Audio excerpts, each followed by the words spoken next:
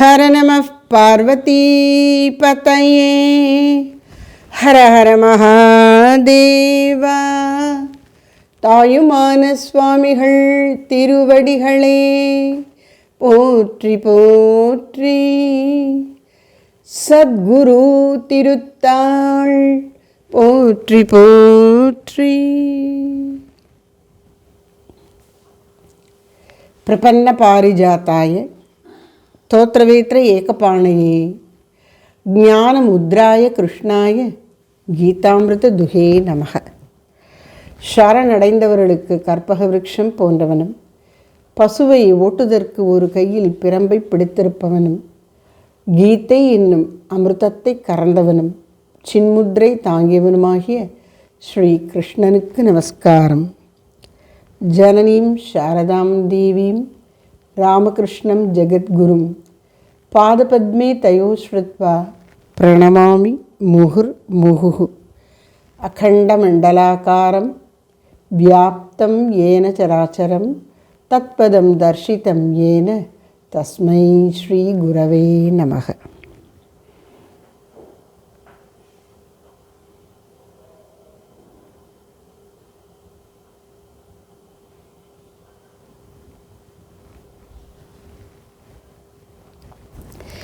அனைவருக்கும் வணக்கம். அன்னையின் அருளாலே இந்த வார இணையவழி சத்சங்கத்திலே ஸ்ரீ தாய்மான சுவாமிகளின் உடல் பொய் உறவு பாடல் தொகுப்பிலே 36வது பாடலுக்கு விளக்கம் பார்க்க வேண்டும். இதில் ஏற்கனவே 33, 34, 35 இந்த 3 பாடல்களிலும், இன்று நாம் பார்க்க இருக்கும் 36லும், அதற்கு அடுத்து போகிற 37வது பாடலிலும் இந்த உடலை நாம் மானுட பிறவி எடுத்த நாம் எப்படி பயன்படுத்த வேண்டும், எப்படி கருத வேண்டும் என்பதைத்தான் பேசுகிறார். 33வது பாடலில் வாழ்க்கையின் மிக உயர்ந்த லட்சியமாகிய, பிரதானமான லட்சியமாகிய அறம்பொருள் இன்பம் வீடு பேறு தர்ம அர்த்த காம மோட்சம் என்கின்ற புருஷார்த்தங்களிலே முக்கிய புருஷார்த்தமாக விளங்குகின்ற மோட்சத்தின் பொருட்டுத்தான் முயல வேண்டும். அதற்காகத்தான் இந்த மானுட சரீரம் நமக்கு கொடுக்கப்பட்டிருக்கின்றது என்று ஒரு பொதுப்படையான அடிப்படையிலே மானுட வாழ்க்கையின், மானுட பிறவியின், இந்த மனித உடலின் பெருமையை எடுத்து சொன்னார். கிட்டத்தட்ட அதே கருத்தை தான் இப்பொழுதும் சொல்ல போகிறார் 36ல். அடுத்து 34வதுல இந்த உடலினுடைய அருமை தெரியாமல் அதை பழித்து உணவு கொடுக்காமல் வாட்டி வதைக்கக்கூடாது, இறைவனை வழிபடுவதற்காக, போற்றி வணங்குவதற்காக இதை ஒரு நல்ல கருவியாக கொண்டு, காயமே கோயிலாக கடிமனம் அடிமையாக நேயமே நெய்யும்பாலா நிறைய நீர் அமைய ஆட்டி பூசனை ஈசனாருக்கு போற்றவை காட்டணும்னு அப்பர் சுவாமிகள் சொன்னது மாதிரி இந்த உடலை மெய் உணர்வதற்காக, மெய்ப்பொருளாகி இறைவனை உணர்வதற்காக பயன்படுத்தணுங்கிறத சொன்னார். அப்புறம் அப்படி இந்த உடலை பயன்படுத்துவதற்கு அனுமதிக்காதபடி என்னுடைய பழவினைகள், என் மனதின் அறியாமையெல்லாம் தடுக்கின்றது. நான் என்னுடைய உண்மையான மன விருப்பம், நோக்கம் உனக்கு தெரியாதா? என்னை ஆட்கொண்ட உனக்கு என்னை தெரியாதா? என்னை நீ காக்க மாட்டாயா?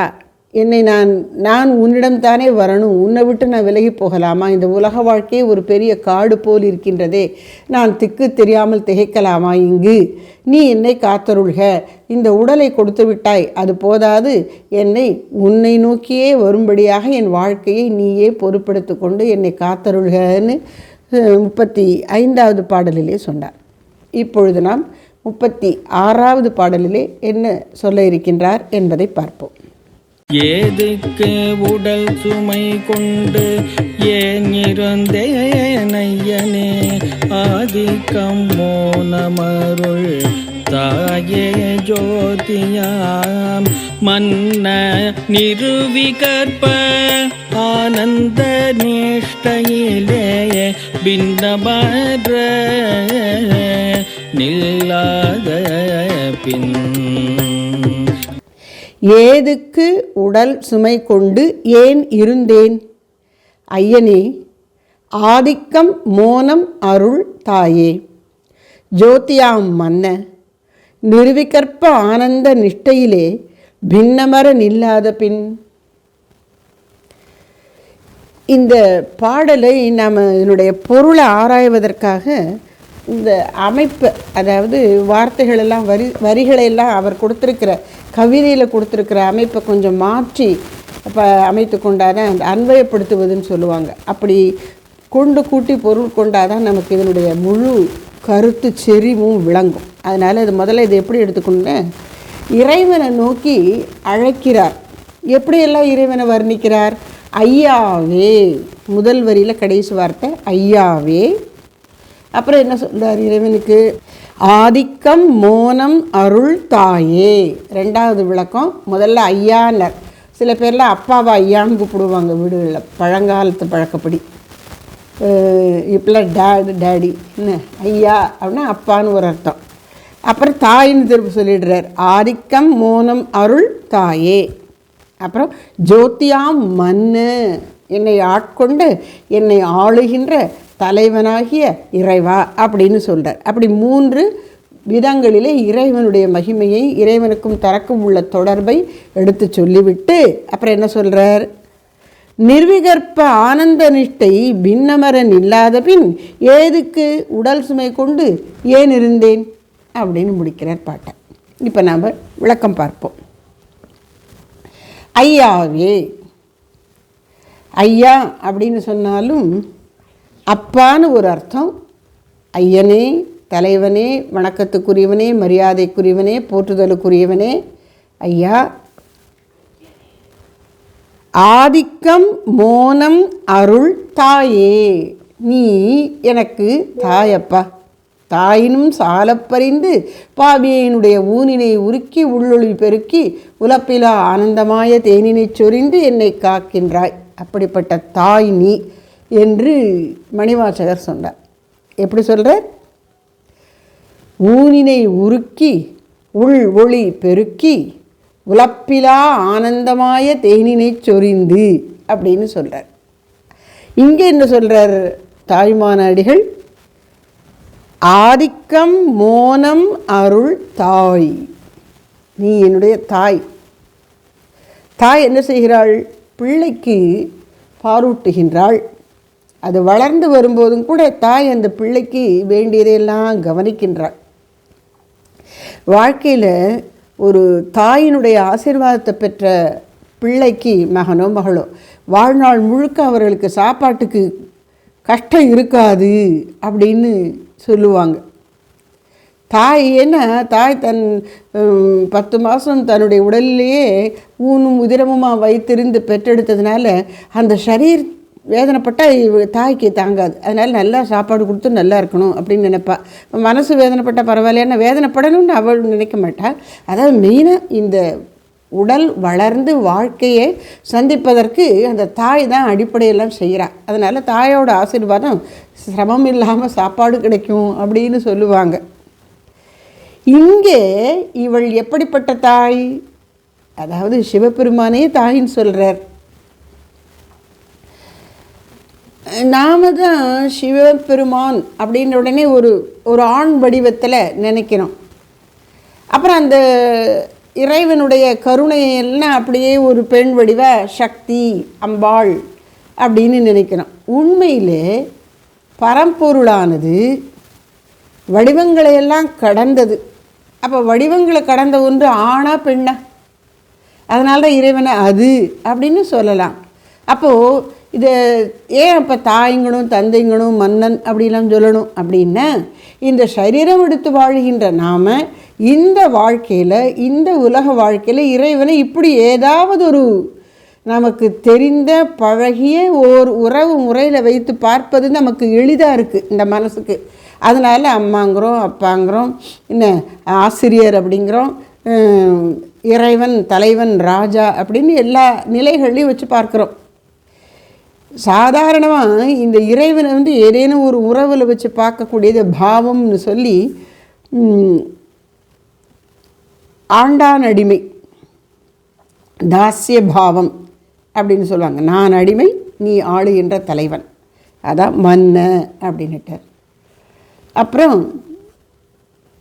வாத்சல்ய பாவம், இங்கே பக்தனே அம்மா ஆயிடுறான், இறைவனை பிள்ளையாக நினச்சி இறைவனுக்காக பக்தன் துடிக்கிறான், தாய் பிள்ளைக்காக துடிக்கிற மாதிரி. அதையே இப்படி நினச்சி தன்னை பிள்ளையாகவும் இறைவனை தாயாகவும் வைப்பதும் வாத்சல்ய பாவத்தில் அடக்கம்தான். இந்த இரண்டாவது வகை வாத்சல்ய பாவத்துக்கு நல்ல உதாரணம் குருதேவர் ஸ்ரீராமகிருஷ்ணர். முதல் வகை வாத்சல்ய பாவம், இறைவனை பிள்ளையாக தன்னை தாயாக நினைக்கிறதுக்கு யசோதா மாதா. அப்போ அது வாத்சல்ய பாவம், தாசிய பாவம், வாத்சல்ய பாவம். அப்புறம் சக்கிய பாவம், சகா அப்படின்னா நண்பன், கூட்டாளி.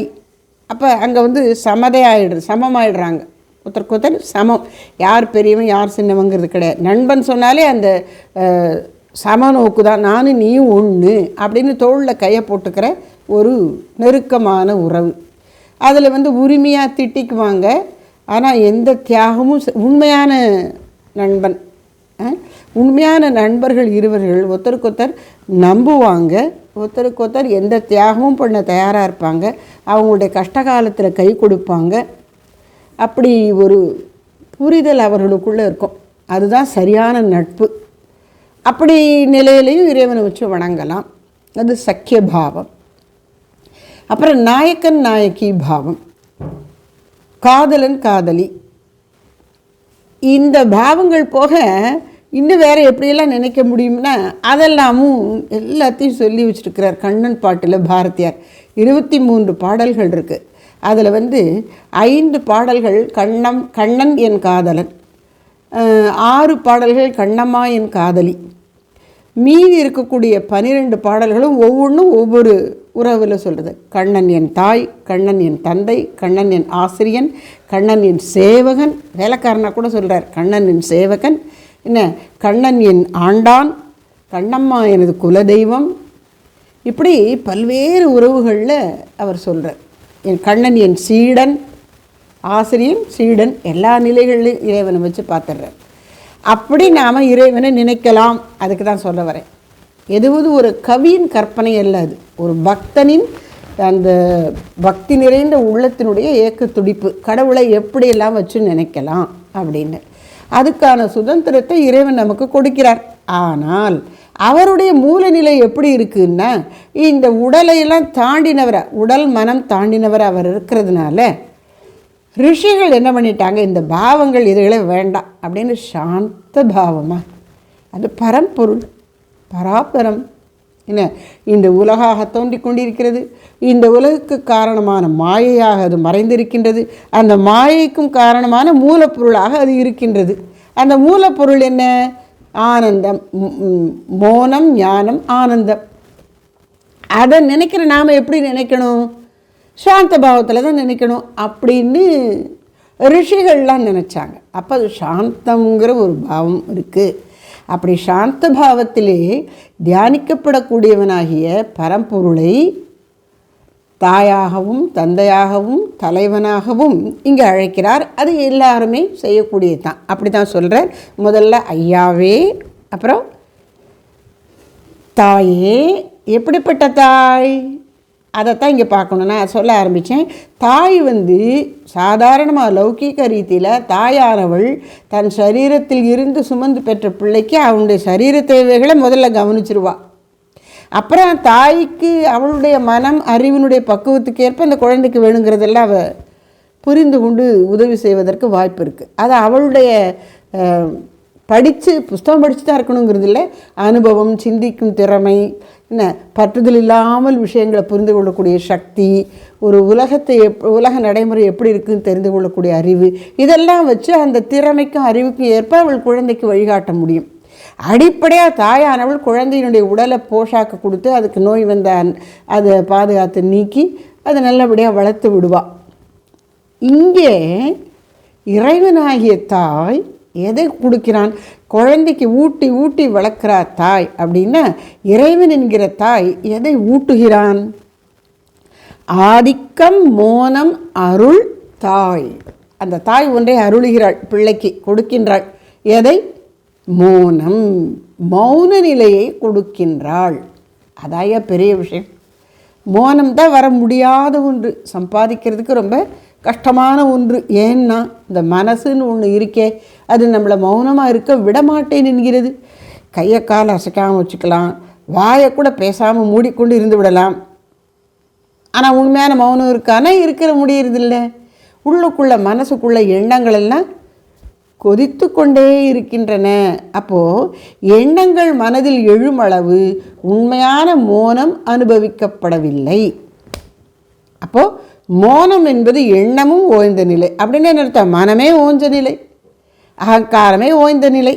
அகங்காரம் எப்பொழுது ஆத்மாவில் ஒடுங்கி மறைகிறதோ அப்போத்தான் உண்மையான மோனம் கிட்டுகிறது. அந்த மோனத்தை கொடுக்கிறாராம் இறைவன் தாயாக. அருள் தாய். எதை தருகிறான்? மோனம் அருள் தாய். தக்ஷாமூர்த்தியா வந்து வாய் திறந்து பேசாமல் மோனத்திலே ஆத்மா ஸ்வரூபம் என்பது என்னங்கிறத உணர்த்துகிறார். தக்ஷணாமூர்த்தி பற்றி சொல்லும் பொழுது ரமண மகர்ஷிகள் சொல்லுவார், இந்த மோன நிலையில் அவர் இருப்பதற்கு முன்னால் முதல்ல என்ன பண்ணினாராம், ஒரு ஆசிரியருங்கிற முறையில் விளக்கத்தான் முற்பட்டாராம், வார்த்தைகளால் விளக்க முற்பட்டாராம். அந்த 4 சீடர்களுக்கும், சனக்கர், சனந்தனர், சனாதனர், சனத்குமாரர் ஆகிய அந்த 4 ரிஷிகளுக்கும் ஆத்மாவை பற்றி அவர்களுடைய ஐயங்களுக்கெல்லாம் வாய் வார்த்தையாக விளக்கம் அளித்து கொண்டே இருந்தார். ஒவ்வொரு விளக்கம் அளிக்க அளிக்க ஏதாவது சந்தேகத்தோடு வந்துக்கிட்டே இருக்காங்க. இந்த குரு சிஷ்ய சம்வாதம்ங்கிற இந்த உபதேசம் 1 வருஷம் ஓடிச்சான்.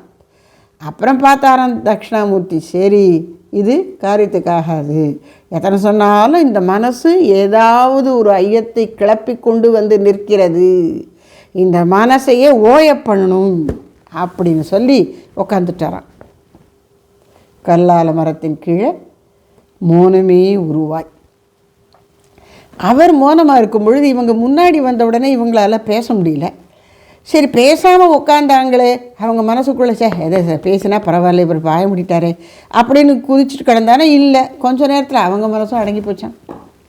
ஏன்னா இவருடைய அந்த ஆத்மஸ்திதி, அந்த மோன நிலை அவ்வளோ வலுவாக இருந்தது. அவங்க மனசெல்லாம் அடக்கி விட்டது. வார்த்தையால் சொல்லி கொண்டு வர முடியாத மோனத்தை மோனமாகவே இருந்து காட்டிவிட்டார். இருந்ததனை இருந்தபடி இருந்து காட்டி அப்படின்னு இருந்து காட்டிவிட்டார். அப்போ அங்கே வார்த்தைக்கு வேலை இல்லை, அதான் மோனம். அப்போ குரு ஆனவர் மோனமாக இருந்து அந்த மோனத்தை கொடுக்கின்றார். அப்போ அவரை தாய்ன்னு சொல்ல தான் தோன்றுகிறது. எது? மோனம் அருள் தாய். சுவாமி சித்பவானந்த மகாராஜ் அவனுடைய வாழ்க்கையில் நடந்த ஒரு நிகழ்ச்சி இங்கே திருவண்ணாமலையிலே ஒரு சாது ஒருவர் எனக்கு சொன்னது. அவரும் அவருடைய நண்பர்கள் சிலர், அவங்க எல்லாரும் ரமண பக்தர்கள். சுவாமி சித்பவானந்த மகாராஜை பற்றி கேள்விப்பட்டு திருப்பராய்த்துறைக்கு செல்கிறார்கள். ஸ்ரீ ராமகிருஷ்ண தபோவனத்திலேயே அவரை தரிசிப்பதற்காக போகிறாங்க. போயிட்டு அறிமுகப்படுத்தி கொள்கிறார்கள். நாங்கள் திருவண்ணாமலையிலேருந்து வந்திருக்கோம், நாங்கள் ரமண பக்தர்கள், உங்களை பற்றி கேள்விப்பட்டோம், உங்களை பார்க்கணும், நமஸ்காரம் பண்ணணுன்ட்டு வந்தோம் அப்படிலாம் அறிமுகப்படுத்தி கொண்டார்கள். அப்படியா, நல்லது அப்படின்னு கொஞ்சம் குசலம் விசாரித்து விட்டு ஆத்ம சாதனை அதை பற்றி ஏதோ கொஞ்சம் பேசுகிறாங்க. அப்புறம் அப்படியே அமைதியாயிட்டாங்க சாமி. பேசிக்கொண்டே இருந்தவர் சிறிது நேரத்தில் ஒரு 5 நிமிஷம் 10 நிமிஷத்துக்குள்ளே அமைதியாயிட்டார். அவர் அமைதி ஆன உடனே இவர்களும் மேற்கொண்டு எதுவுமே கேட்க முடியாமல் அமைதியாயிட்டாங்க. ஆனால் எந்திரிச்சு போகலாங்கிறதுக்கு இன்னும் அனுமதி கொடுக்கப்படலைன்னு தோணுது. உட்காந்துருக்காங்க, சாமியும் அமைதியாக இருக்காங்க, இவங்க 4 பேரும் அமைதியாக இருக்காங்க. அப்படியே அமைதியாக இருந்துக்கிட்டே இருக்காங்களாம். 3/4 மணி நேரம் ஓடிச்சான், அமைதியாகவே இருந்தாங்களாம்.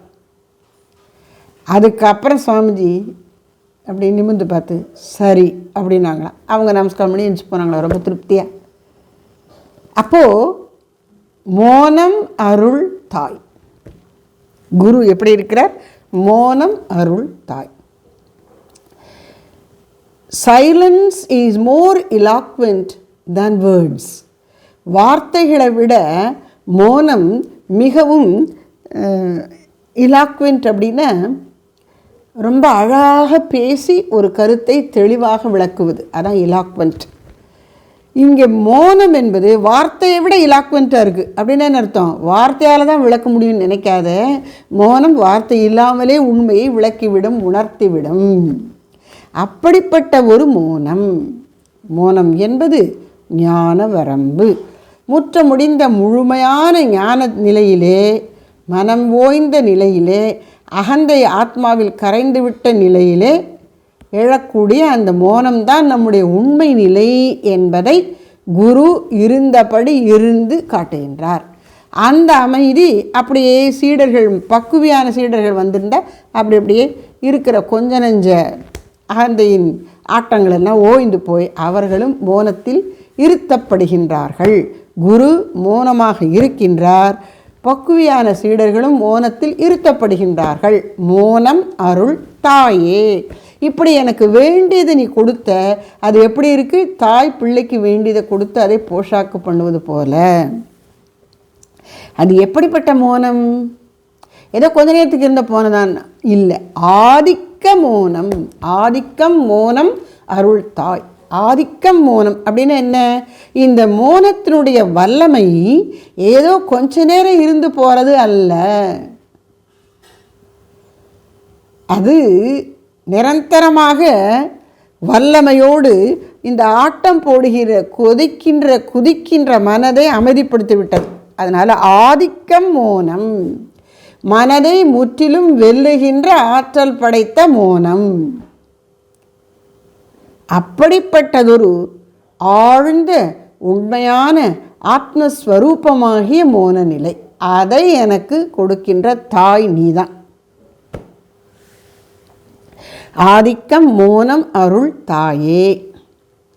அப்புறம் ஜோதியாம் மன்ன. அவர் எப்படி இருக்கின்றார்? சிவபெருமான் மன்னன், என் தலைவன், என்னை ஆளுபவன், என் தேவைகள் அனைத்தையும் அறிந்து உணர்ந்து எனக்கு கொடுப்பவன், என்னுடைய பிரபு, என்னுடைய சேவை எல்லாம் அவனுக்கே. மன்னன். எப்படிப்பட்ட மன்னன் அவன்? ஜோதியாம் மன்ன. இப்போ மௌனம் அருள் தாய் அப்படின்னு சொன்னார் இல்லையா? அங்கே அன்பு, அந்த அன்பினுடைய மூலமாகிய ஆனந்தம். அது மௌனம் அப்படிங்கிறது அழியாத இருப்பு. அப்போ மௌனம்ங்கிறது சத்து, தாய்ங்கிறது அன்பு ஆனந்தம். அப்போ சத்து ஆனந்தம். இப்போ சித்து தானே மிச்சம் இருக்குது. அந்த அறிவு ஒளியை சொல்லிட்டார் ஜோதி. ஜோதியாம் மௌன.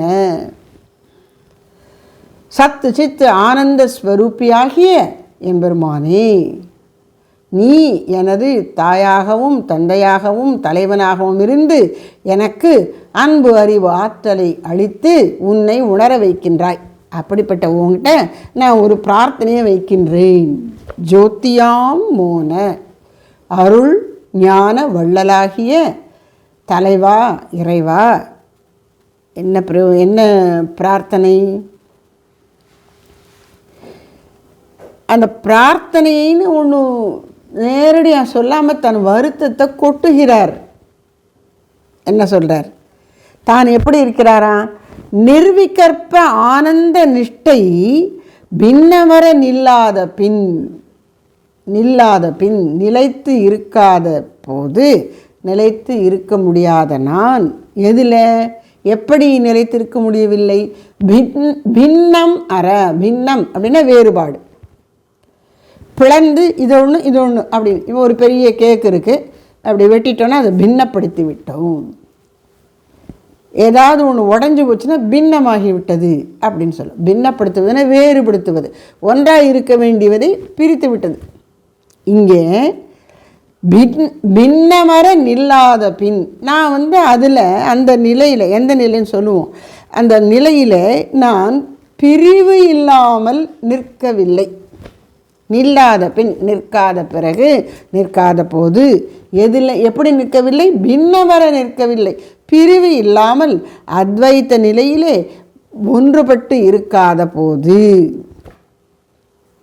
எதில்? ஆனந்த நிஷ்டை பின்னவரன் இல்லாத பின். நான் ஆனந்த நிஷ்டையில் பிரிவில்லாத பிரிவர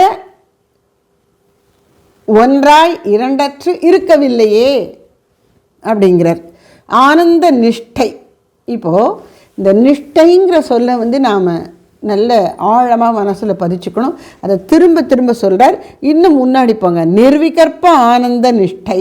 அதுதான் ஆரம்பத்திலேருந்து நாம் இந்த பாடல் தொகுப்பில் பார்க்கிறோம். இந்த நிர்விகற்ப நிலையை பற்றி ரொம்ப சொல்கிறார். நிர்விகற்ப நிஷ்டை இந்த 34வது பாட்டில் கூட சொன்னார். இந்த உடல் எதுக்கு இருக்குது? நிர்விகற்ப நிஷ்டை பெறுவதற்காகத்தான் அப்படின்னு முதல்ல சொன்னார் இல்லையா? அந்த மானுட உடலின் மானுட சரீரத்தின் மனித பிறவியின் முக்கியத்தை சொல்லும் பொழுதே மோட்சம்னா என்ன? நிர்விகற்ப நிஷ்டை தான். அதனால் நிர்விகற்ப ஆனந்த நிஷ்டை. அப்படின்னா இந்த நிர்விகற்ப நிஷ்டையை பல விதங்களில் விளக்குகிறோம். அந்த பேரை மட்டும் முதல்ல எடுத்துக்கொண்டோன்னா நிர்விகற்பம் அப்படின்னாலே விகற்பம் இல்லாத. விகல்பம்னா என்ன அப்படின்னா சொன்ன விஷயம் திரும்ப சுருக்கமாக சொல்கிறேன். சங்கல்பம் விகல்பம் என்று இரு வகையான எண்ணங்கள் நிறைந்ததாக மனித மனது இருக்கின்றது. சங்கல்பம்னா என்ன? ஒரு சூழலை பற்றியோ பொருளை பற்றியோ மனிதரை பற்றியோ முதல்ல மனசில் எழக்கூடிய எண்ணம், முதல்ல வர்ற எண்ணம் சங்கல்பம். ஏதோ இப்போ ஒரு இடத்துக்கு போகிறோம், அங்கே ஒரு சேர் போட்டிருக்காங்க, இந்த சேர் நல்லா இருக்கே அப்படின்னு நினைக்கிறோன்னு வச்சுக்கோங்களேன், அதுக்கு பேர் சங்கல்பம். உடனே இந்த மனசு நல்லா இருக்கு இல்லைங்கல, ஆனால் இந்த சோஃபா அழுக்காச்சுன்னா அது துவைக்கிறது ரொம்ப கஷ்டமாச்சு, அந்த மாதிரி டைப்பாக இருக்குது இது எப்படி. அப்போ ஒரு எண்ணம் வருது, அதுக்கு மாற்றாக அதில் உள்ள குறை நிறை அல்லது தவறுங்கிறத சுட்டி காட்டக்கூடிய எதிர்மறை எண்ணம், அது விகல்பம். சங்கல்பம் அதற்கு மாறான விகல்பம். இந்த மாதிரி மனசு இருவிதமான எண்ணங்களை கிளப்பிக்கொண்டே இருக்கும். நம்ம கவனித்து பார்த்தா தெரியும். இப்படி எண்ணங்கள் மனசில் எழும்புகிற வரை அங்கே அமைதி இருக்க முடியாது. சமாதி நிலை என்பது முடிந்த நிலையிலே, நடுவில் இருக்கக்கூடிய இடைப்பட்ட கட்டங்கள்லாம் இருக்குது, அதெல்லாம் விடுங்க. முடிந்த நிலையிலே இந்த விகல்பமே இருக்கக்கூடாது. என்ன விகல்பம்? ஒரு எண்ணம் வந்த உடனே அடுத்து வருது இல்லை, இது இப்படி இல்லை, அது அப்படித்தான், ஏதோ ஒன்று சொல்லுது இல்லை, அது இருக்கக்கூடாது. அது இல்லைன்னு, அது இல்லாமல் இருக்கணும்னா எப்போ அது இல்லாமல் இருக்கும்? சங்கல்பம் இல்லாமல் இருந்தால் தான் விகல்பமும் இருக்காது. இது இப்படி இருக்குது அப்படின்னு ஒரு எண்ணம் வந்துட்டாலே, இல்லை அது அப்படி இல்லை, ஆமாம் அது அப்படித்தான் அப்படின்னு ஏதோ ஒரு அடுத்து ஒரு எண்ணம் வந்துடுது இல்லை. அப்போ இந்த அடுத்து வரக்கூடிய எண்ணமாகிய விகல்பம் இருக்கக்கூடாதுன்னா சங்கல்பமும் இருக்கக்கூடாது. சங்கல்பம் இருக்கக்கூடாதுன்னா எண்ணமே இருக்கக்கூடாது. எண்ணமே இருக்கக்கூடாது என்றால் மனமே இருக்கக்கூடாது. ஐயோ, அப்புறம் மனம் எங்கே போகும்? அதற்கு அழிவெல்லாம் ஒன்றும் இல்லையாம். அது அப்படியே ஆத்மாவில் கரைஞ்சு அதுவே ஆத்மா ஆயிடும். அதாவது என்ன சொல்கிறாங்க அப்படின்னா, அதாவது இந்த மனதில் கிளம்பக்கூடிய எண்ணங்களை ஓயப்பண்ண மனது என்பதே அறிவுமயமாக ஆகிக்கொண்டே வரும். அறிவுமயமாக ஆகி அப்படியே ஆத்மாவோட கலந்துரும். கலக்கிறதுக்கு தடைப்படுத்தி கொண்டு எண்ணங்கள் வர்ற பகுதி அதுன்னு அப்படி இருக்கும். அது திரும்ப எண்ணம் ஓய அது அறிவுமயமாகி ஆத்மாவில் கலந்துரும். மனசுக்கு உண்மையிலே அழிவு கிடையாது, அது அப்படியே ஆத்மமயம் ஆகிடும். சுத்த மனதும் சுத்த சைத்தன்யமும் ஒன்றே. குருதேவர் சொல்லியிருக்கிறார், சுத்த மனதும் சுத்த சைத்தன்யமும் ஒன்றே. மனது அதனுடைய தூய்மையை கெடுக்கக்கூடியதாக கிளம்புகிற எண்ணங்கள் எல்லாம் நல்ல எண்ணம்னா நம்ம கணக்கில் நல்ல எண்ணம் சொல்கிறோம்ல, அதுவும் கூட ஆத்மாவனுடைய இதை மறைத்து கொண்டு வரக்கூடியது தான். அதனால் அதையும் விட்டுட்டு ஆழ்ந்து இருந்தால் இந்த மனசு என்ன ஆகிடுது? எண்ணம்ங்கிற, அதாவது உணர்ச்சி, இந்த இன்ப துன்ப உணர்ச்சி, சந்தேகம், மற்ற இந்த ஃபீலிங்ஸ் சொல்கிறோமே, அந்த உணர்வுகள், இதுகள் எல்லாமே இல்லாமல் மனசு இருக்கும்போது, அலைப்பாயாமல் இருக்கும்போது அது எப்படி இருக்குன்னா அறிவுமயமாக ஆகிவிடும். அது அறிவுமயம் ஆதல்ங்கிறது தான் இறைவனோடு ஐக்கியமாதல், ஆத்மாவோடு ஐக்கியமாதல். அப்போது மனது தூயது ஆக ஆக எண்ணங்கள் குறைய குறைய அது ஆத்மாவோடு ஐக்கியமாகி விடுகின்றது. மனது என்கிற தன் வடிவை இழந்து விட்ட மனசுனால எப்படி இருக்கும்? இன்ப துன்பம் இருக்கும், அப்புறம் அன்பு அன்பு அல்லது வெறுப்பு, போட்டி பொறாமை அல்லது நட்பு, இந்த மாதிரி எதிரடையான உணர்ச்சிகள் இருக்குல்ல, உணர்ச்சிகள் மயமாக இருப்பது, இன்ப துன்பத்தை உணர்வது, அலைப்பாயும் தன்மை உடையதாக இருப்பது, கற்பனை செய்வது, சந்தேகப்படுவது, இதெல்லாம் தான் மனசு. இந்த 5 தன்மையும் இல்லாமல் அது போயிடுச்சுன்னா அது என்ன பண்ணிடும்னா அறிவுமயம் ஆகிடும். அறிவுமயம் ஆறுதுன்னா என்ன? நம்முடைய வெறும் புத்தியும் கூட இல்லை, அது அப்படியே ஆத்மாங்கிற சத்து சித்து ஆனந்தமயமான ஆத்மாவில் அப்படியே கரைந்து விடும். அதற்கான தகுதி அதுக்கு வந்துடும். இந்த 5 இல்லாத போது. எந்த 5?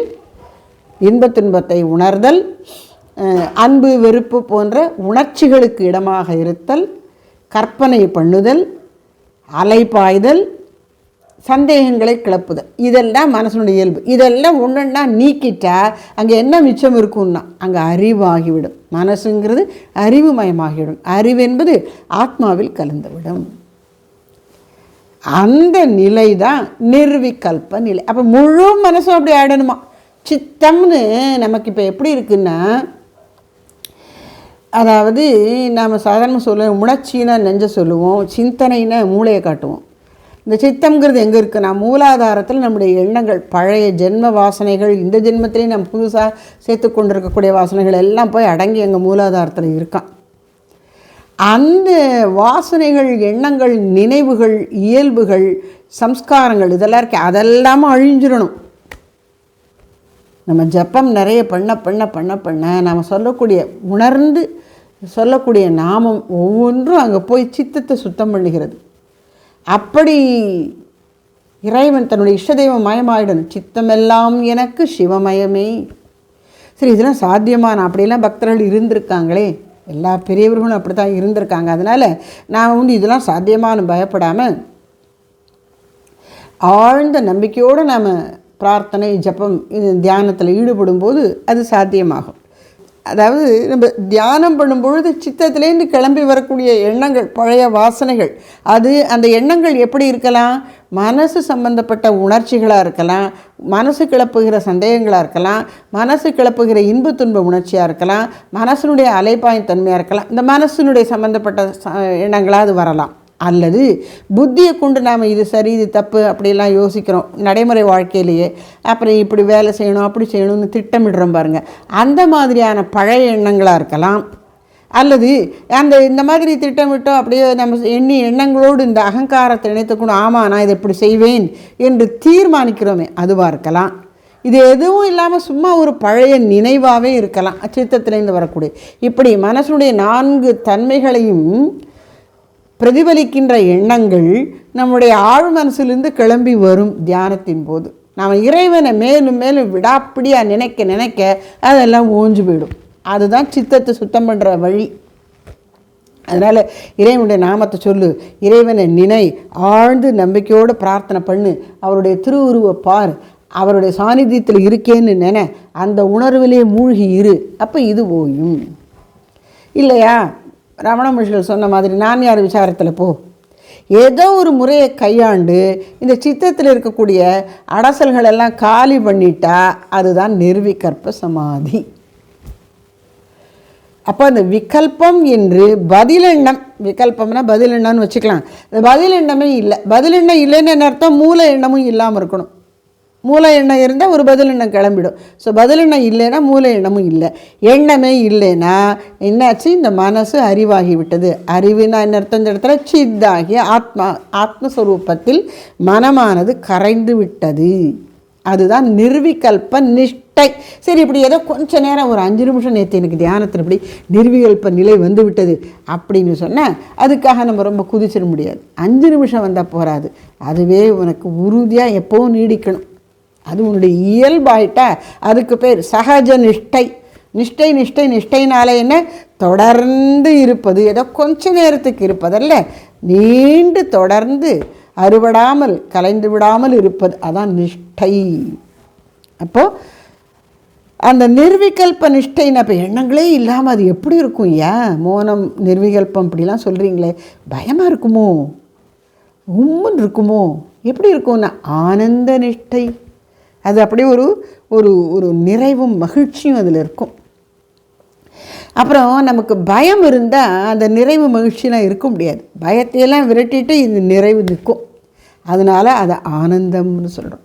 அச்சமில்லை, கவலை இல்லை, நோய் இல்லை, துன்புறுதல் இல்லை. அதுதான் ஆனந்தம். அந்த ஆனந்த நிறைவு நிலை. அப்போது மோனமும் ஆனந்தமும் வேறல்ல. அப்படிப்பட்ட நிலையத்தான் நிர்விகற்ப ஆனந்த நிஷ்டை.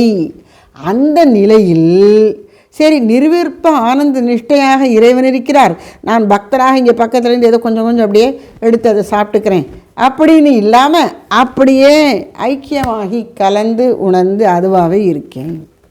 பின்னமர நில்லாத பின். அப்படி பின்னமர நிற்க முடியவில்லை. நில்லாத பின் போ, இவ்வளவு அழகாக வர்ணித்த உடனே அப்படி நான் இருக்கேனே அப்படின்னு நீ சொல்ல போறியோன்னா இல்லைன்ட்டாரு. பின்னமர நில்லாத பின் நிர்விகல்ப ஆனந்த நிஷ்டை பின்னமரன் இல்லாத பின் அப்படி நிற்கவில்லையே. அப்படி நான் நிற்காமல் இருப்பதால், நிர்விகல்ப ஆனந்த நிஷ்டையில் நிலை பெற்றிருக்காததனால் எனக்கு என்னாச்சு? ஏதுக்கு உடல் சுமை கொண்டு இந்த உடலை நான் சுமந்து கொண்டிருக்கிறேன். இந்த உடல் ஒரு பாரம்தான். எப்போ ஒரு பொருள் நமக்கு பாரமாகும்? ஒரு நிகழ்ச்சி சொல்லுவாங்க, நம்முடைய பிரதமர் அவர்கள் குறிப்பிட்டது நினைக்கிறேன். ஒரு ஏழை குடும்பத்தில் ஒரு சகோதரி, மூத்த சகோதரி, அவள் தன்னுடைய தம்பியை தூக்கிக்கிறாள். அந்த தம்பிங்கிறவன் ரொம்ப சின்னவன் இல்லை, ஆனால் ரொம்ப தூரம் அவனுக்கு நடக்க முடியாது. அந்த தம்பியை இடுப்பில் வச்சுக்கிட்டு இவன் மலையில் போயிட்டுருக்கான். இப்படி மலையில் போறியம்மா அவனுக்கு கஷ்டமாக இல்லையா? இவன் வேறு கனமாக இருப்பானே. ஐயோ, இவன் தம்பி, இவனை கனமாக இருப்பானேன்னு சொல்கிறியே, இவன் என் தம்பி அப்படிங்கிறது. அதுக்கு அந்த குழந்தைக்கு விளக்கு தெரியல. ஆனால் அந்த ஒரு வார்த்தையில் சொல்லிடுச்சு, இவன் என்னுடைய அன்புக்குரிய என் பின் பிறந்தவன், என் தம்பி, என் பின் பிறந்தவன் என் தம்பி. அதனால் இவன் எனக்கு பாரம் இல்லை, அன்பு இருக்கும் இடத்தில் பாரம் இல்லை. இப்போது மோனமாகிய ஆனந்த நிலையிலே உறுதியாக இருக்கும்போது அங்கே இந்த உடல்ங்கிறதே மறக்கப்பட்டு விடுகிறது. அது இல்லாத போது இந்த உடல் என்பது சுமை. அப்போது நிர்விகல்ப நிஷ்டை நிலை கைகூடாத வரையில் உடல் சுமைதான். ஏதுக்கு உடல் சுமை கொண்டு, உடல் என்கின்ற சுமையை பாரத்தை தாங்கிக் கொண்டு ஏன் இருந்தேன்? நான் ஏன் இருக்கணும்? நிர்விகல்ப நிஷ்டை நிலை அடையவில்லை என்றால் நான் ஏன் இருக்க வேண்டும்? நான் இருப்பதற்கே ஒரு அர்த்தம் இல்லையே. ஏன் இருக்கணும்? எனக்கு இருக்கவே பிடிக்கலை. எனக்கு நிர்விகல்ப நிஷ்டை நிலையை நீ கொடு. நீ யார்? ஆதிக்கம் மோனம் அருள் தாய். நீ எப்படிப்பட்டவன்? தாய் போன்று எனக்கு ஒன்றை கொடுக்கின்றாய். எதை? மோனத்தை. அது எப்படிப்பட்ட மோனம்? ஆதிக்கம், மற்றெல்லாவற்றையும் அடக்கி கொண்டு அது மேலெழுகிறது. அந்த ஞானத்தின் வரம்பாகிய மோனம் அது ஆனந்தமயமாகவும் இருக்கின்றது. அதை நீ எனக்கு தா. அப்படிப்பட்ட ஆனந்த நிலையிலே பின்னமர நான் இல்லாத பொழுது இந்த உடல் என்னும் சுமையை ஏன் தாங்கிக் கொண்டு இருக்க வேண்டும்? அதாவது இந்த உடல் வாழ்க்கையினுடைய பொருள், இறைவா, இந்த நிர்விகல்ப நிலையிலே உன்னோடு பிரிவர இணைந்திருப்பது தான், வேறு எதுவும் எனக்கு வேண்டாம். அப்படி அந்த ஹையஸ்ட்டுக்கு தான் போகிறார் தாய்மானவர். மிக உயர்ந்ததுக்கு தான் போகிறார். அப்படித்தான் பெரியவர்கள் எல்லாம் இருந்திருக்கிறார்கள். மிக மிக மிக உயர்ந்தது அவர்கள் அண்டி இருக்கின்ற நாம், சத்சங்கத்தின் வாயிலாக அவர்களுடைய திருவாய் மொழிகளை படித்து கொண்டிருக்கிற நாம் நம்முடைய மனதையும் அவர்கள்ட்டையே பிரார்த்தனை பண்ணி பக்குவப்படுத்தி அந்த நிலைக்கு கொண்டு போகணும். அப்புறம் பாருங்கள், 37வது பாடல். பின்னும் உடல் சுமையா பேசும் வழக்கதனால் என்ன பலன் நாமூற்று இருந்தோமே அன்னதனால் ஆனந்தம் தானே தான் ஆகும் எம்மையனே ஏன் இந்த துன்பம் ஏனி. பின்னும் உடல் சுமையா பேசும் வழக்கு அதனால் என்ன பலன் நாம் உற்று இருந்தோமே அன்னதனால் ஆனந்தம் தானேதான் ஆகும். என் மையனே ஏன் இந்த துன்பம் இனி. முதல்ல இது நம்ம கஷ்டப்பட்டு சொல்கிற மாதிரி நான் பிரிவில்லாமல் அத்வைத்த நிலையிலே உன்னோடு ஒன்றே இருக்கலைன்னா இந்த உடல் எதுக்கு இருக்கணும், இது ஒரு சுமையா, இந்த சுமையை நான் என் பாரத்தையும் தாங்கிட்டு இருக்கணும் அப்படின்னு கேட்டேன். இப்போ சொல்கிற பின்னும் உடல் சுமையா பேசும் வழக்கு அதனால். அதான் வழக்குன்னு உலக வழக்கம் என்ன, இந்த உடலை சுமை என்று சொல்லுவார்கள். அப்படி பேசுவதனால் என்ன பலன்? நாம் உற்று இருந்தோமே அன்னதனால், அந்த உடலால் தான் நாம் நம்முடைய உண்மை நிலையை உணர முடிகிறது. அதாவது இந்த மனசுங்கிற இந்த ஜீவனுக்கு, மனசுன்னா மனசு மட்டும் இல்லை, மனசோடு கூட ஆத்மாவின் பிரதிபலிப்பாகிய அறிவு. அதாவது ஜீவாத்மா அப்படிங்கிறது என்ன அப்படின்னா, மனசோடு கூட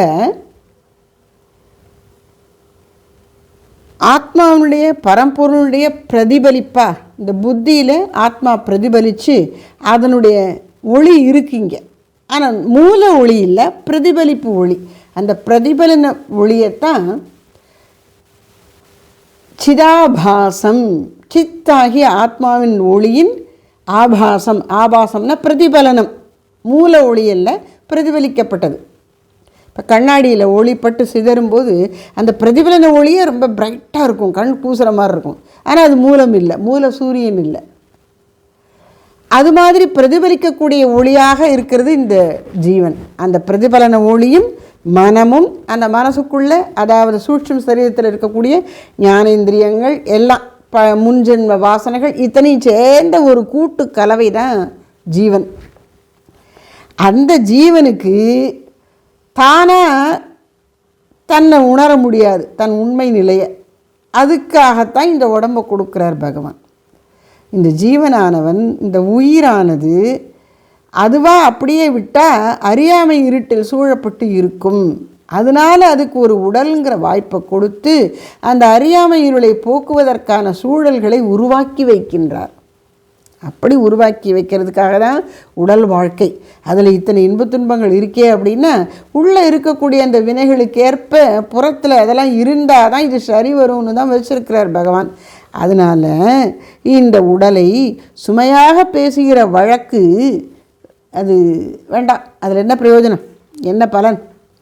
இந்த உடலை சுமை சுமை என்று பழித்து பேசுவதால் என்ன பலன்? இந்த உடலை சுமையாக பேசுகின்ற ஒரு வழக்கம், ஒரு ஐதீகம் அப்படி இருக்குது எல்லார்ட்டையும். அதில் என்ன பிரயோஜனம்? இந்த உடல் நமக்கு கிடைத்ததுனால தான் நம்ம அதோடு சேர்ந்து கொண்டு இந்த ஜீவனானவன், இங்கே நாம் சொல்லும் பொழுது ஜீவாத்மாவாகிய நாம் இந்த உடலோடு சேர்ந்த இந்த மானுட வாழ்க்கையை பெற்றதனால்தான் இந்த ஜீவனில் உள்ள அறியாமை அழுக்கை நீக்கி அறிவை பெறுகின்றோம். இது எப்படி நமக்கு வரும்? இப்போ முதல்ல நிர்விகல்ப ஆனந்த நிஷ்டைன்னு போன தடவை சொன்னாரே, அதுக்கு இந்த எண்ணங்களெல்லாம் நீங்கி மனதே அறிவுமயமாக சின்மயமாக ஆயிடுறது அப்படின்னு பார்த்தோம். அது ஒரு விளக்கம். இன்னொரு விளக்கம் என்ன சொல்கிறாங்க அப்படின்னா, சரியை கிரியை யோகம் ஞானம் அப்படிங்கிற 4 பேசுகிறது சைவ சித்தாந்தம். சரியை அப்படின்னா இந்த சரீரத்தால் நாம் செய்யக்கூடிய செயல்கள், ஆனால் எல்லாம் இறைவனோடு சம்பந்தப்பட்டது. இப்போ கோயிலில் போய் உழவார பணி செய்வது, அங்கே போய் கோயிலை சுத்தம் பண்ணுவது, அப்புறம் இந்த விளக்கெல்லாம் தேய்ச்சி கொடுப்பது, நந்தவனம் அமைப்பது, மலர் கொய்வது, மாலை கட்டுவது, இப்படி இறைவனுடைய பூஜையோடு வழிபாட்டோடு சம்பந்தப்பட்ட செயல்களை எல்லாம் சரீரத்தால் செய்து கொண்டே இருப்பது. அப்படியே இறைவனை நினைத்து வணங்கி கொண்டு இறைவனுடைய எண்ணத்தோடு அதெல்லாம் செய்து கொண்டே இருப்பது. அதெல்லாம் செய்து காட்டியே சரியிலேயே ஞானம் வரைக்கும் போய் காமிச்சவர் திருநாவுக்கரசு சுவாமிகள்.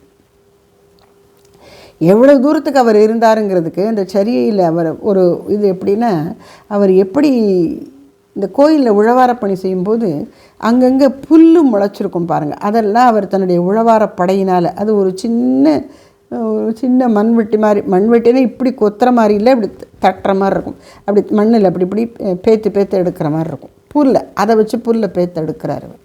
அப்படி செய்து கொண்டு இருக்கும்போது அவரை சோதிக்கிறதுக்காக என்ன பண்ணுறாங்களா, இந்த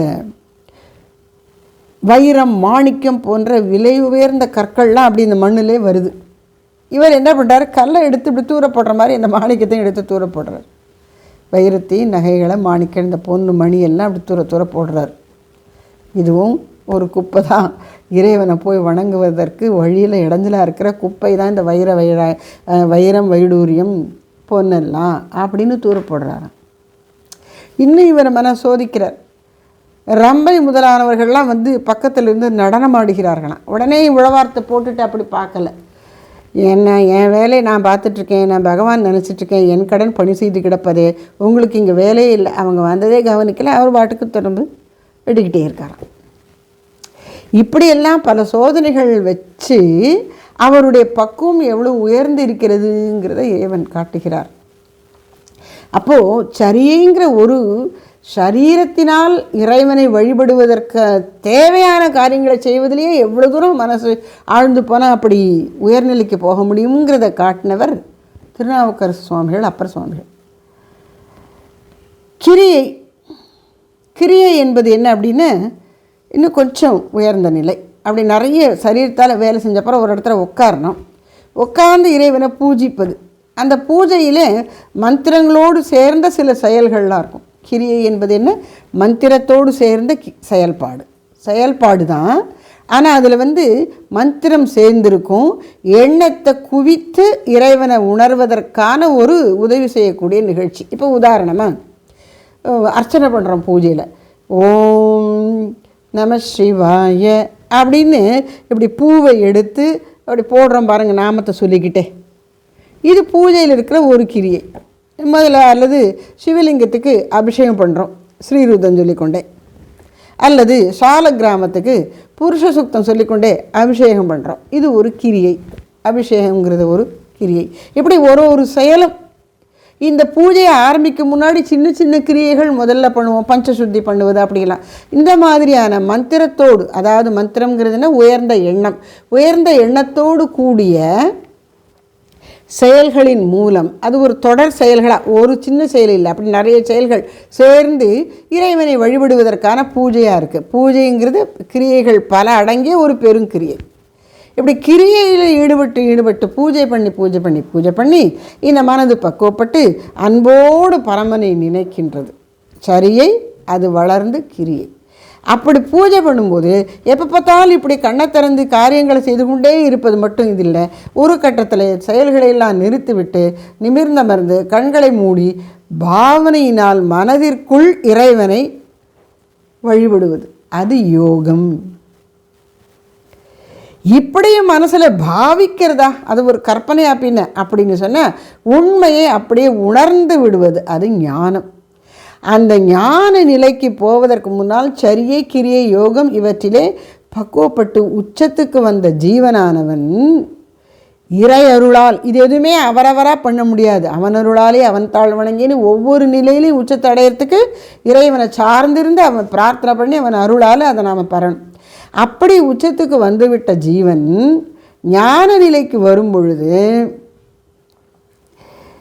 இவனுக்கு நிர்விகல்ப நிஷ்டையிலே உறுதியாக மோட்சத்தை கொடுக்கணும்னா பகவான் எப்படி அருள் புரிகிறார்? இந்த ஜீவன் பக்குவமான இந்த ஜீவனை அவனுக்கு சிவஞானத்தை கொடுக்கின்றார். அந்த சிவஞானத்தை பெற்றவன் சிவானந்தத்தை தூக்கின்றான். ஞானமும் ஆனந்தமும் வேறல்ல. ஆனால் முதல்ல இந்த ஜீவன் சரியை கிரியை யோகத்தால் பக்குவப்பட்டு இறையருளால் ஞானம் பெறுகிறான், சிவஞானம் பெறுகிறான். அப்படி பெற்ற சிவஞானத்தினால் சிவானந்தத்தை அனுபவிக்கின்றான். அதில் தடைப்படாமல் தொடர்ந்து நிற்கின்றான். அதுதான் நிர்விகல்ப நிஷ்டை. இப்போ நிர்விகல்ப நிஷ்டைக்கு வேறொரு கோணத்திலேருந்து விளக்கம் கொடுத்துருக்கோம். எப்படி? சரியை கிரியை யோகம் ஞானம். சரியை என்பது சரீரத்தால் இறைவனோடு சம்பந்தப்பட்ட காரியங்களை எல்லாம் செய்வது. கிரியை என்பது அமர்ந்து இறை வழிபாட்டிலே மந்திரத்தோடு சேர்ந்த சிறு சிறு செயல்களின் தொகுப்பாக பூஜை செய்வது. யோகம் என்பது இதயத்துக்குள்ளே இறைவனை நினைத்து வழிபடுவது. ஞானம் என்பது பின்னமர நில் என்றபடி இறைவனோடு வேறுபட்டு நில்லாமல் அவனோடு ஒன்றித்து விடும்படியாக மனது ஓய்ந்து அங்கே தூய சிவானந்தமே நிற்கிறது. அந்த சிவானந்தத்தை அனுபவிப்பதற்கு முன்னால் இந்த ஜீவனுக்கு சிவஞானத்தை சிவபெருமான் அருளுகின்றார். சிவஞானம் சிவானந்தமாக மலர்கிறது. அதுதான் நிர்விகல்ப நிஷ்டை. இப்படியெல்லாம் பெறுவதற்கு இந்த மானுட சரீரம்தான் உண்டு. அதனால தான் முடியும். வேறு சரீரத்தில் இதெல்லாம் நடக்காது. அதனால் இந்த உடலை சுமைன்னு பேசுகிறதுல என்ன பிரயோஜனம்? அப்படி பேசாத அப்படின்னு சொல்கிறார். பின்னும் உடல் சுமையா பேசும் வழக்கதனால் என்ன பலன்? நாம் உற்று இருந்தோமே. அதாவது ரெண்டையும் மாற்றி மாற்றி சொல்லுவார். அதாவது மக்களுடைய சாதாரண மனநிலையும் சொல்லுவார், ஞானிகளின் மனநிலையையும் தெரிவிப்பார். அப்படி அவர் சொல்கிறார், பின்னும் உடல் சுமையா பேசும் வழக்கதனால் என்ன பலன்? அந்த வழக்கத்தினால் என்ன பிரயோஜனம்? நாம் உற்று இருந்தோம், எதை அடைந்தோம்? அப்படி பேசி இந்த உடம்பு சுமை என்ன, இந்த காயம் போய் இது எதுக்கு ஒரு பெரிய பாரம் அப்படின்னு நினச்சி என்ன பிரயோஜனத்தை அடைந்தோம்? என்ன பலன்? நாம் உற்று இருந்தோம். என்னதனால் அந்த உடலினால் ஆனந்தம் தானே தான் ஆகும். கொஞ்சம் முன்னாடி சொன்னேன் இல்லையா? அதாவது பக்குவப்பட்டு வருகிறான் ஜீவன். எதன் மூலம்? சரியை, கிரியை, யோகம் ஆகிய முயற்சிகளினால். இதை சிவப்புண்ணியங்கள் அப்படிங்கிறாங்க. சிவபெருமானை வழிபடுவதற்கான நன்முயற்சிகள். இதையெல்லாம் திரும்ப திரும்ப ஒருவன் செய்யும் பொழுது, அப்படி செய்யறதுக்கு இந்த உடம்பு வேணும். அதனால் வெறுமனே இந்த உடம்பை பாரம் சொல்லிடாத. அதை நீ திரும்ப திரும்ப செய்யும் பொழுது உடலும் உள்ளமும் தூய்மை பெறுகின்றன. அதனுடைய விளைவாக உனக்கு என்ன ஆகிறது? ஆனந்தம் தானே தான் ஆகும். இறையருளால் தானே நீ அந்த ஆனந்தத்தை உணர்வாய். நீ ஒன்றும் பெரிய முயற்சி பண்ணுறதில்லை. நீ ஏதோ முயற்சி பண்ணுறேன்னு நினச்சிக்கிட்டு பண்ணிகிட்டு இருக்க. சரி பண்ணு. ஆனால் இறையருளால் தான் உனக்கு அந்த ஆனந்தமானது தன்னாலேயே உனக்கு விளைகிறது, உன்னால் உணரப்படுகிறது. அப்படி இருக்கும் பொழுது ஏன் இந்த துன்பம்? இனி இந்த உடலை துன்பம் சுமை என்று சொல்லுகிற துன்பம் எதற்கு? இப்போ இறைவனை உணர்வதற்கு இந்த உடல் தானே எனக்கு உதவி இருக்கிறது. அப்படிப்பட்ட உடலை சும்மா இது ஒரு துன்பம், இது ஒரு பை, இது ஒரு அழுக்கு அப்படியே ஏன் சொல்லிட்டு இருக்கணும்? இறைவா, என் ஐயனே, இந்த உடலை துன்பமானது என்றும் கீழானது என்றும் மாயையானது என்றும் சொல்வதில் என்ன பிரயோஜனம்? இந்த உடலை கொண்டுதானே நான் உன்னை அறிந்தேன். அப்போ இதுக்கு ஒரு நன்றியோடு இதை உடம்பை பேணி கொண்டு போய்விடலாமே கடவுளை நினச்சி அப்படிங்கிற மாதிரி சொல்கிறார். அதாவது நம்முடைய இந்த ஜீவர்கள் அனைவருக்கும் தலைவனாகி சிவபெருமான், நமக்கு பிரபு, நம்முடைய தாய், நம்முடைய தந்தை, இத்தனையுமாக இருக்கக்கூடிய முதல்வனாகிய சிவபெருமானுக்கு இது இருப்பிடம். இந்த உடலை நம்முடைய உடல் நினச்சி சாப்பாடு போட்டு வளர்க்குறோம்.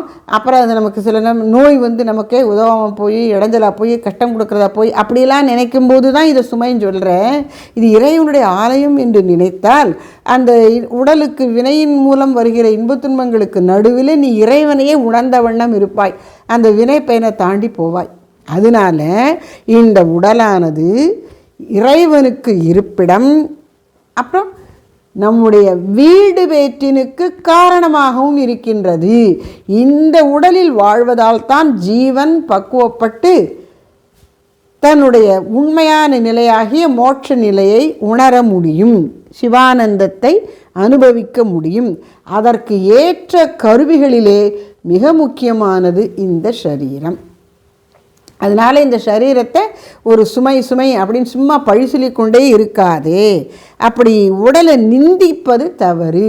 இதை நீ முறையாக ஓம்ப வேண்டும். என்ன சொல்கிறார்? அப்படி உடலை சுமை என்று சொல்லுகிற வழக்கத்தினால் உனக்கு என்ன பிரயோஜனம் வந்தது? அது ஒன்றும் நீ நல்லது ஒன்றும் அனுபவிக்கலையே அப்படிலாம் சொல்லாத. அந்த உடலினால்தான் நீ ஆனந்தத்தை தானே பெற்றாய். அதனால் அப்படிப்பட்ட இந்த உடலை சுமை என்று நினைக்கின்ற அப்போ இந்த நினைப்பினால் துன்பம் அடைகிற போக்கு எனக்கு இனிமே வேண்டாம் அப்படின்னு உடலை எப்படி சரியாக நோக்க வேண்டும் என்று புரிந்து கொண்ட அந்த புரிதலை இந்த 37வது பாடலில் விளக்குகின்றார். அதாவது இப்போ என்ன பார்த்தோம், நாம 33, 4, 5, 6, 7, 33, 34, 35, 36, 37 இந்த பாடல்களிலே சரீரத்தினுடைய மானிட சரீரத்தினுடைய மானிட பிறவியினுடைய முக்கியத்துவத்தை சொல்கிறார். அந்த முக்கியத்துவம் என்ன? மோட்சமாகிய வீடு பெயராகிய சிவபதத்தை அடைவது தான். இந்த இடத்துல நாம் ஒன்று திரும்பவும் உங்களுக்கு சொல்கிறேன். நாம் நம்முடைய இஷ்ட தெய்வம் எப்படி இருந்தாலும் இது சிவனுக்கு மட்டும்தானா, நம்மளுக்கு அது கிடையாதாங்கிறது கிடையாது. இறைவனை இவர் சிவபக்தருங்கிறதுனால சிவன்கிற பேரில் சொல்கிறார். நம்முடைய வழிபடு தெய்வத்தை அந்த இடத்துல வச்சுக்கணும், அவ்வளோதான். அதனால் அம்பிகை உபாசித்தா அம்பாள் அடையிறது, பெருமாளை உபாசித்தா மகாவிஷ்ணு அடையிறது. அப்படி நாம் நம்முடைய தெய்வம் சிவன்கிறதெல்லாம் பேர் தான், வேற ஒரே தெய்வந்தாங்கிறதுனால இந்த வாழ்க்கை மானுட வாழ்க்கையின் பயன் இறைவனை அடைவது தான். அந்த இறைவனுங்கிற இடத்துல நீ என்ன வேணால் போட்டுக்கலாம், சிவன் போட்டுக்கலாம், விஷ்ணு போட்டுக்கலாம், அம்பாள் போட்டுக்கலாம், முருகன் போட்டுக்கலாம், கணபதி போட்டுக்கலாம். அதனால் அதுக்குத்தான் இந்த உடல் கிடச்சிருக்கே ஒழிய அப்படிப்பட்ட உடலை ஒரு தொந்தரவு மாதிரி சுமை என்றே சொல்லிக்கொண்டே இருந்து என்ன பிரயோஜனம்? இந்த உடலின் மூலம்தான் ஆனந்தத்தை அனுபவிக்கின்றோம். எந்த ஆனந்தம்? உடல் மூல ஆனந்தனுடனே வேறு மாதிரி புரிஞ்சின்ற வேண்டாம். உடல் என்கின்ற கருவியை முறையாக பயன்படுத்தி பக்குவமடைந்து சிவானந்த பேற்றினை அனுபவிக்கிறோம் என்கிறார். ஆனந்தம் தானேதான் ஆகும், சிவானந்தம் நமக்கு வாய்க்கும். அதனால் இந்த உடம்பினை துன்பம் என்று சொல்லுவது இனிமேல் கூடாது அப்படிங்கிறார். ஏன் இந்த துன்பம் இனி அப்படின்னா, இந்த உடலை துன்பமாக நினைக்கின்ற துன்பம் ஏன் இனிமே வேண்டாம். எல்லா பெரியவர்களும் இந்த கருத்தை தான் ஏதோ ஒரு வடிவில் சொல்லுகிறார்கள். அதாவது திருமந்திரத்தில் ஒரு பாட்டு, உடம்பினை முன்னம் இழுக்கு என்று இருந்தேன், உடம்பினுக்குள்ளே உரு பொருள் கண்டேன், உடம்பினுக்குள்ளே உத்தமன் கோயில் கொண்டான் என்று உடம்பினை யானும் இருந்து ஓம்புகின்றேனே. திருமந்திர பாட்டு என்ன சொல்ல?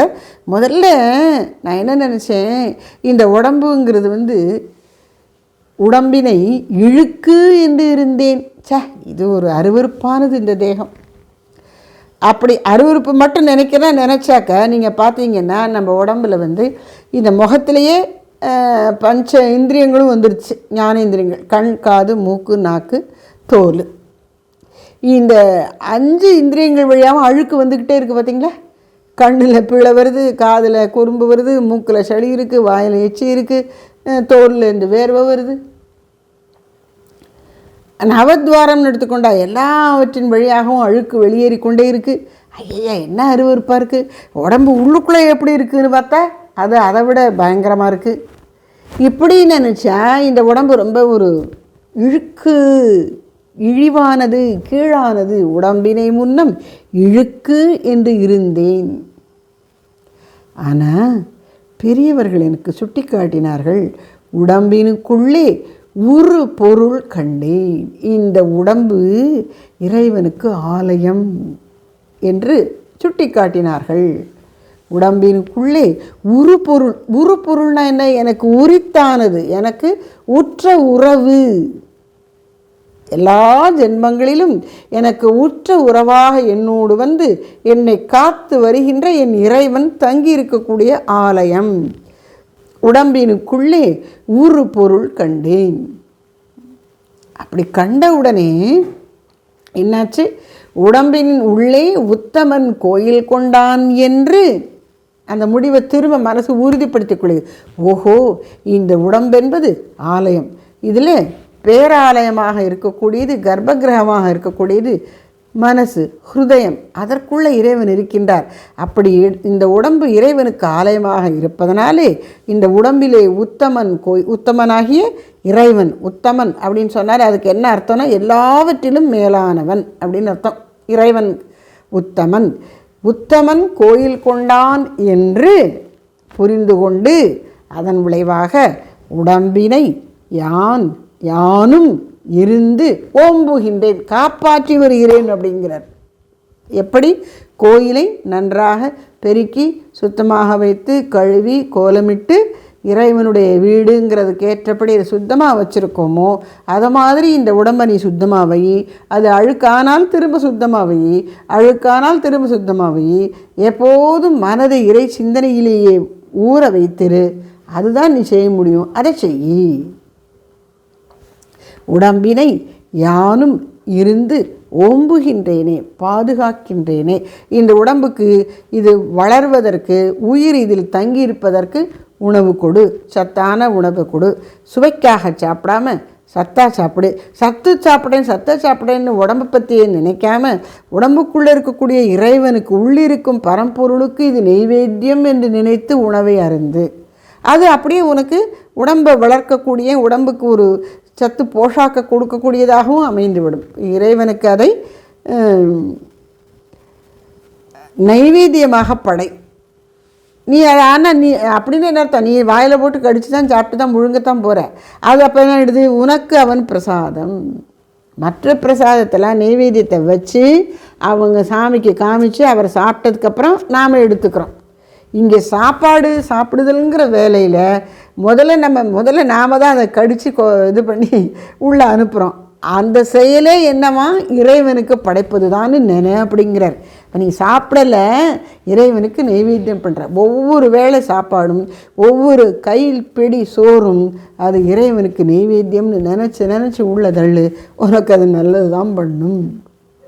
உடம்பினை யானும் இருந்து ஓம்புகின்றேனே, அந்த கருத்தை தான் இங்கே தாய்மானவர் சொல்கிறார். இந்த உடலை சுமையாக பேசும் வழக்கத்தினால் உனக்கு என்ன பிரயோஜனம் வந்தது? இதுவரையில் ஒன்றும் வரல. அதான் சுமைன்னு சொல்லி கண்டனம் பண்ணாதே. அன்னதனால், அந்த உடம்பினால்தான் ஆனந்தம் தானே தான் உனக்கு உண்டாகின்றது.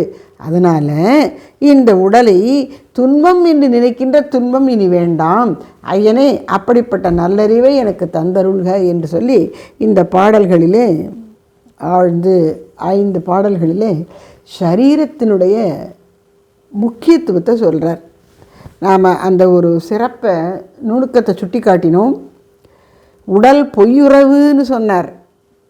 அதுக்கும் இதுக்கும் என்ன வித்தியாசம் அப்படின்னா, உடல் மீது பற்று வைத்திருக்கிற ஜீவனுக்கு அந்த பற்றை போக்குவதற்கு உடல் எப்படி நம்பத்தகுந்ததல்ல, எல்லா காலத்திலும் இருக்கக்கூடியதல்ல அப்படிங்கிறத சுட்டி காட்டினார். சுவாமி சித்பானந்த மகாராஜ் குறிப்பிடுவார்,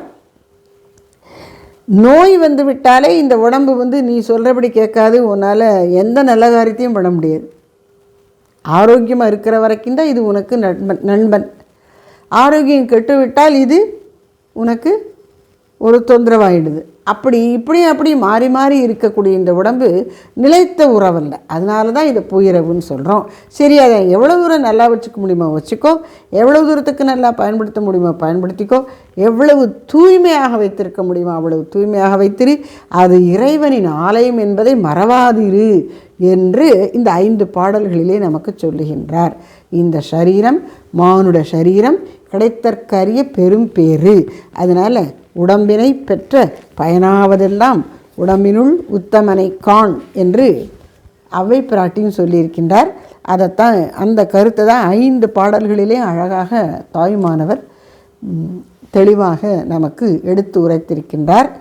தாய்மான அடிகளின் வழியினை ஒட்டி நாமும் நம்முடைய இந்த சரீரத்தை இறைவன் கொடுத்த பெரு வாய்ப்பாக கருதி இறைவன் குடிகொண்டிருக்கும் பேராலயமாக உணர்ந்து வாழ்விலே எடுத்த இந்த தேகம் விழும் முன்னரே அவனை உணர்ந்து, நமக்குள்ளேயே அவனை உணர்ந்து ஆனந்தமாக இருப்போமாக. அதற்கு குருவருளும் திருவருளும் நமக்கு துணை புரிவதாகுக. ஹர நம பார்வதி பதயே ஹர ஹர மகாதேவா. தாயுமான சுவாமிகள் திருவடிகளே போற்றி போற்றி. சத்குரு திருத்தாள் போற்றி போற்றி.